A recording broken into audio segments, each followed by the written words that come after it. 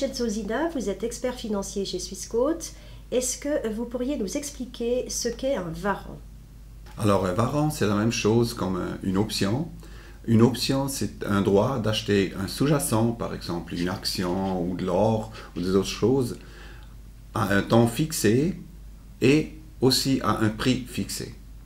Quel est l'avantage du warrant par rapport à un autre produit financier? Avec un warrant, on achète avec moins d'argent, on a la possibilité de profiter quand même du marché.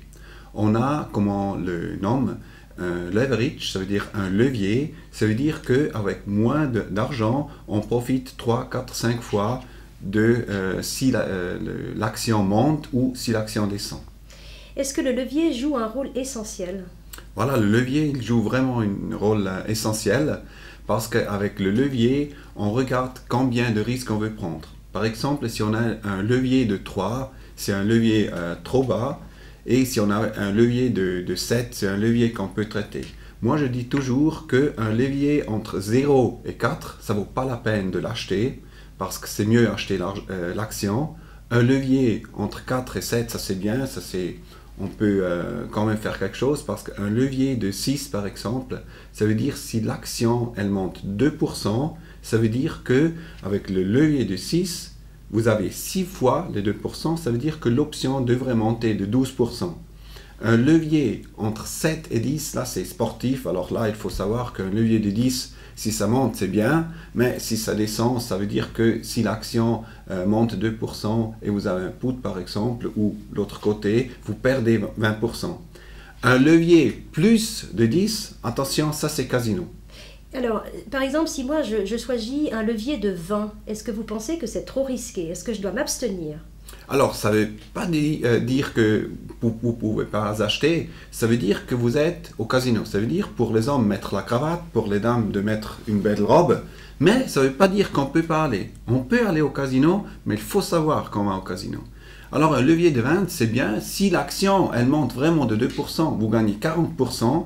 Mais malheureusement, c'est clair que si l'action perd 2%, c'est clair, vous perdez 40%. Mais ce n'est pas interdit, c'est bien, mais il faut absolument savoir qu'on est au casino. Tout à l'heure, vous avez parlé de put. Est-ce que vous pourriez nous expliquer ce que signifie put? C'est une bonne question. Alors, avec un call, on gagne de l'argent si l'action, elle monte. Avec un put, on gagne de l'argent si l'action, elle descend. Alors, si on pense qu'une action va descendre, ça vaut la peine d'acheter un put avec un levier de 6 ou de 7, ça dépend de vous. Et après, ça veut dire que si l'action elle descend de 2%, avec le levier de 6, vous gagnez 12%. Ça veut dire que vous gagnez aussi si l'action elle descend. Elle baisse. Oui. À quoi faut-il encore être attentif quand on achète un warrant? Alors, c'est clair, le levier c'est une chose, mais il faut absolument faire attention à la volatilité. Alors, la volatilité, ça veut dire que, par exemple, on a une volatilité de 88%, ça veut dire que, 48%, ça veut dire que l'action va monter ou descendre 48% et ça donne le prix de l'option. La volatilité est absolument importante. Donc il faut être extrêmement attentif sur la volatilité, n'est-ce Voilà. pas? Est-ce que vous pourriez me donner un exemple de warrant qui soit rentable?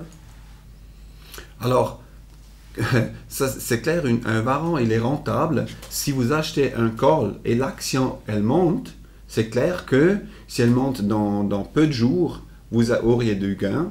Si vous achetez un put, l'action doit descendre et là, vous aurez du gain. Mais il faut faire attention aussi avec les options de ne pas les garder trop longtemps. Parce que on perd du time value, on dit, ça c'est la valeur temporelle qu'on va perdre tous les nuits. Alors qu'est-ce que ça veut dire? Qu'une option, si on l'achète, soit un call ou soit un put, c'est égal, pas le garder plus que 10 jours. Est-ce que j'ai bien compris au fond ce que vous nous dites? Il vaut mieux acheter un warrant à 2 centimes plutôt qu'à 1 franc 20. Alors non, ça j'ai pas bien expliqué alors parce que c'est pas le prix qui est essentiel, c'est la volatilité. Alors parce que si moi je dis j'achète une option qui ne coûte pas beaucoup, ça ne veut pas dire que j'achète une option à 2 centimes. Ça veut dire que j'achète une option qui a une volatilité bas. Parce qu'une volatilité bas, ça veut dire que le prix de l'option est bas. Si la volatilité est haute, le prix de l'option est haute.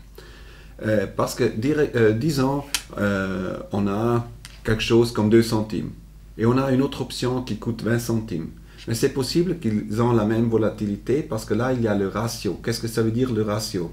Ça veut dire qu'on dit pour acheter une action, il vous faut 100 options, c'est le ratio, ou il vous faut 1000 options. S'il vous faut 100 options, l'option coûte 20 centimes.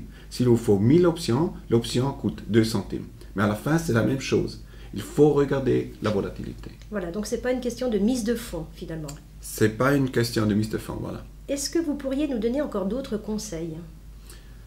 Oui, alors, la première chose, je vous ai dit, le levier, la volatilité, et ne gardez pas les varants plus longtemps que 10 jours. Parce qu'il y a, comme je vous ai dit, d'abord, la valeur temporelle qui vous prend de l'argent tous les nuits. Alors, si on devait résumer au fond les différents conseils que vous nous dispensez aujourd'hui, qu'est-ce qu'on pourrait dire de manière tout à fait synthétique? Premièrement, levier. Alors, évitez les leviers entre 0 et 4. Je pense à partir de 4, on peut acheter des options. Il faut regarder si vous aimez le risque ou pas. La volatilité, il faut regarder est-ce que la volatilité, est-ce qu'elle est haute ou est-ce qu'elle est basse. Et regardez de ne garder pas un varant plus longtemps de 10 jours. Parce qu'autrement, vous auriez des pertes parce qu'il y a tous les nuits qu'il y a la valeur temporelle qui descend. Qui intervient. Quelles sont les spécificités des varants qui sont traités chez Swissquote? Alors, chez nous, il y a beaucoup de spécificités.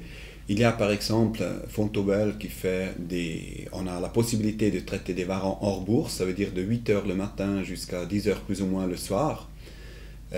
Ça, c'est seulement Swissquote où on peut traiter ça. Puis, on a des options, des varants qu'on peut traiter à 9 francs, par exemple Goldman Sachs chez Swissquote en Suisse, mais aussi des Allemands comme Deutsche Bank, HSBC et des autres.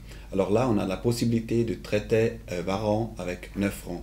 Puis, chez Swissquote, on voit le levier qu'on a parlé, on voit la volatilité, on voit le break-even, ça veut dire où est-ce qu'on gagne, où est-ce qu'on perd. Eh bien, merci Vincenzo Zina pour ces différentes explications sur les produits financiers qui sont aujourd'hui sur le marché. Merci.